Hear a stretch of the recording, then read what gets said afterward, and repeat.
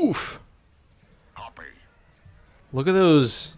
Look at those fighters just absolutely just blowing shit up. But hello YouTube. We were just talking on Twitch about how a lot of things in Legends and canon change but ultimately stay the same. One of them is Akbar gets really unceremonious, that's the word, right?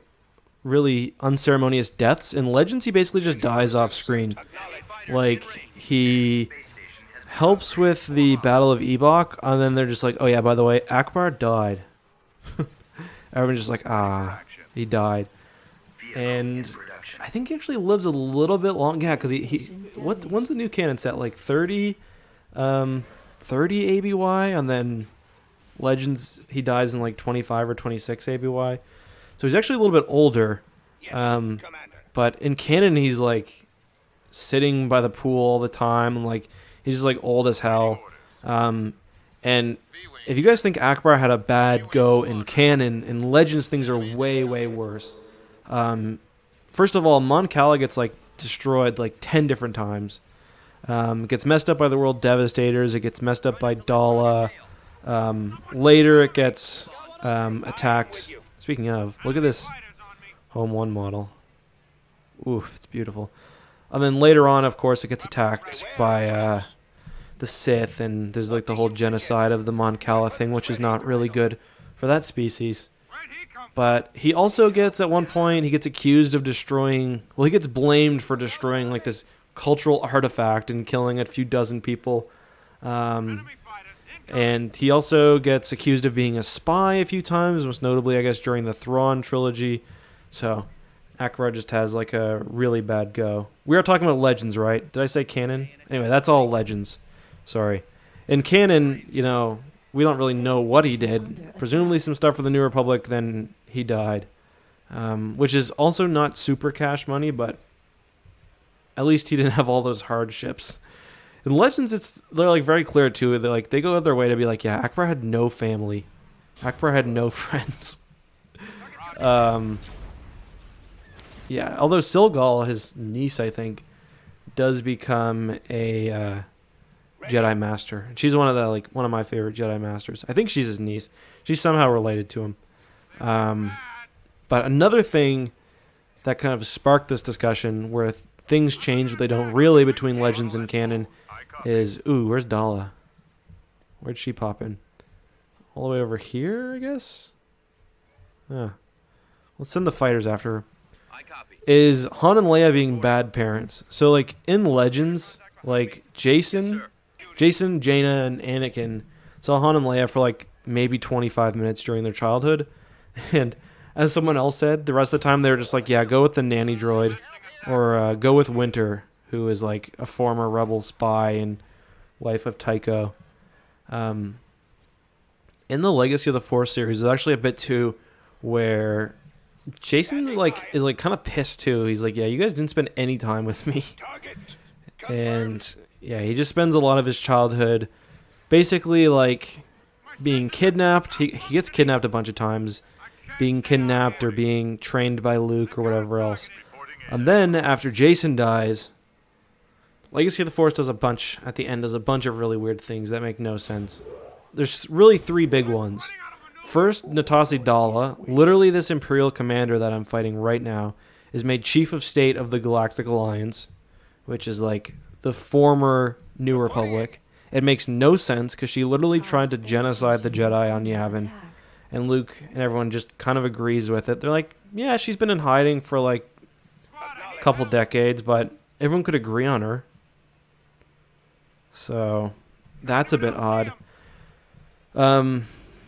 The second one is Jagged Fell, who is like Jaina.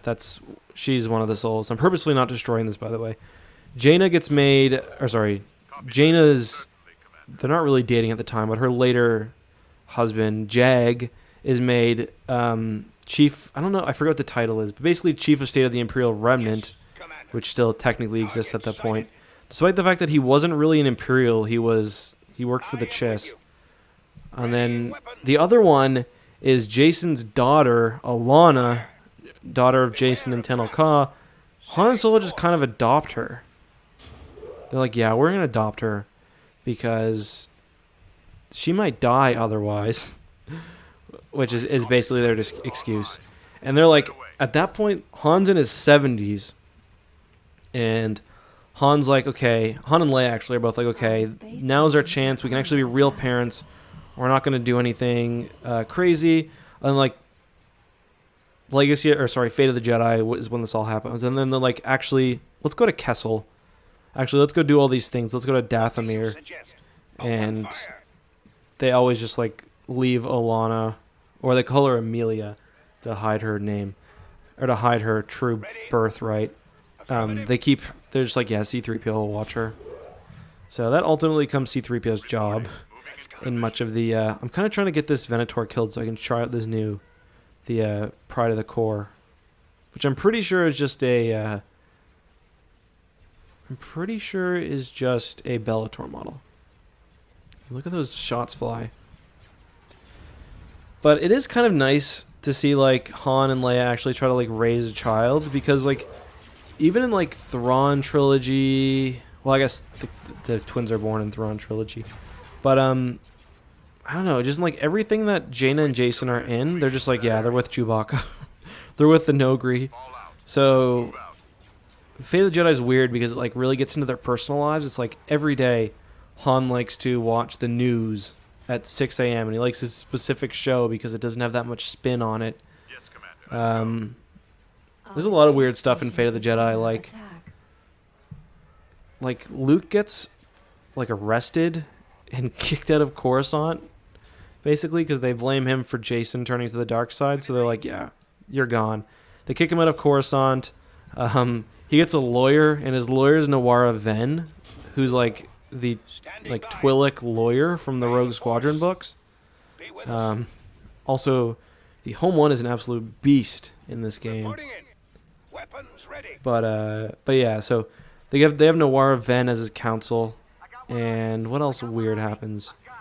Yeah, and he just gets kicked off. He's like, yeah, you're kicked off Coruscant for I think 12 years, or until you can find out like what the hell happened with Jason. And Luke's like in his 60s at this point. Oh, nice. Here we go.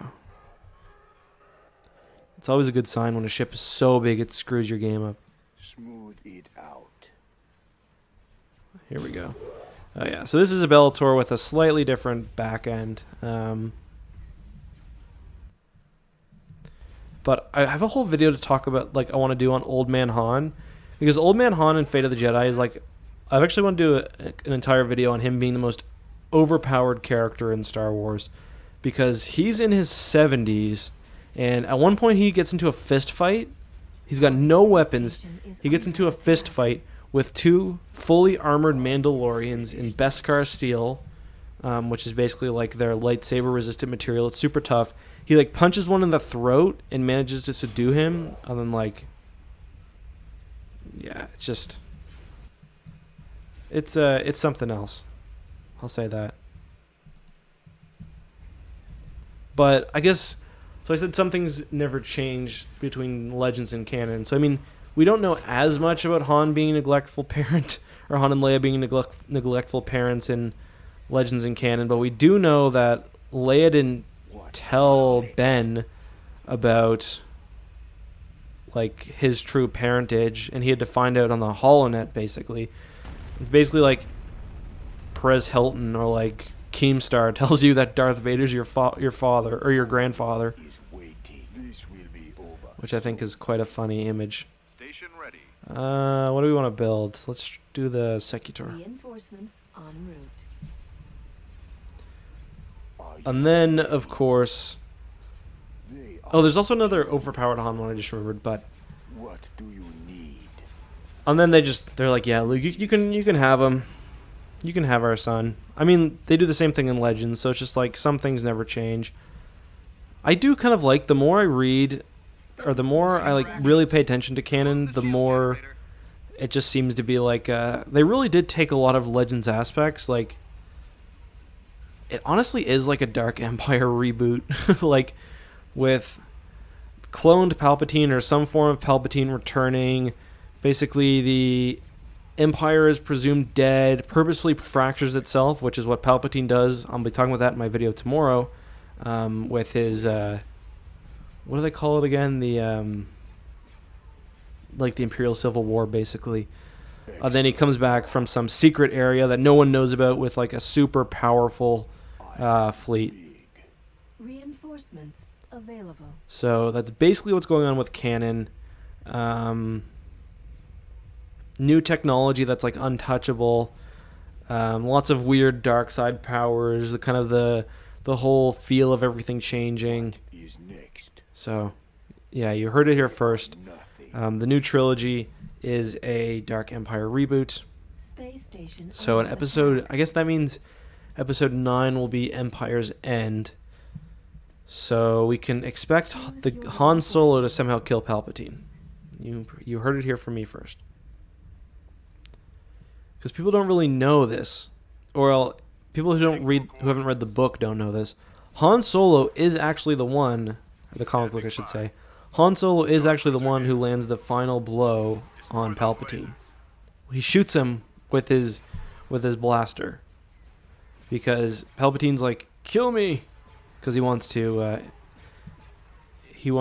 take up the body of their new son Anakin.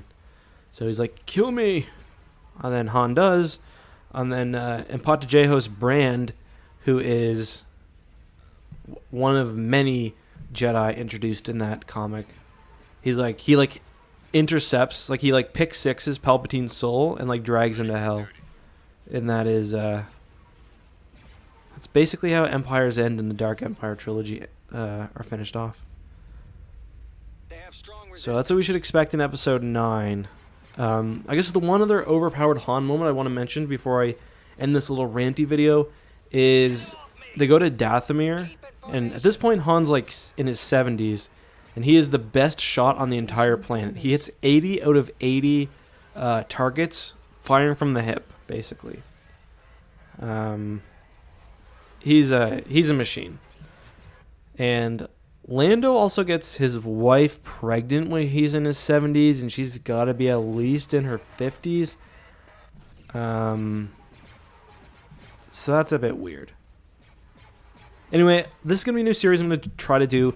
When I get a good rant idea, and I don't want to put it in a longer...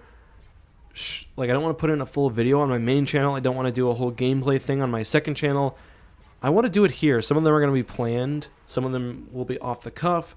I've got a few other things I want to talk about. I want to talk about my experience at Galaxy's Edge. I want to do a brief thing on the Imperial Fleet.